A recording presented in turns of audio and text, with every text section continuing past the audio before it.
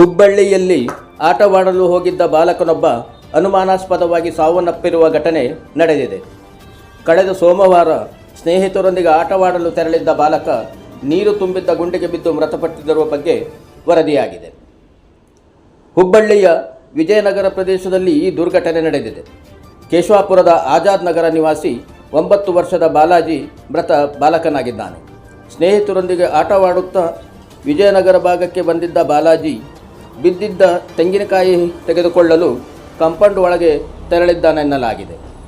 ಅಲ್ಲಿ ಪಿಲ್ಲರ್ ಹಾಕಲು ತೋಡಲಾಗಿದ್ದ ಆಳವಾದ ಗುಂಡಿಗೆ ಬಾಲಕ ಬಿದ್ದಿದ್ದಾನೆ ಎನ್ನಲಾಗಿದೆ.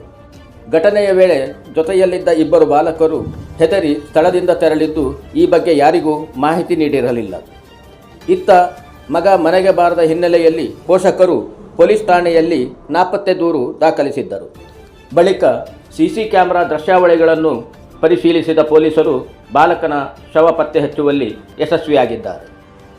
ಈ ಕುರಿತು ಅಶೋಕನಗರ ಪೊಲೀಸ್ ಠಾಣೆಯಲ್ಲಿ ಪ್ರಕರಣ ದಾಖಲಾಗಿದ್ದು ಪೊಲೀಸರು ತನಿಖೆ ಮುಂದುವರೆಸಿದ್ದಾರೆ.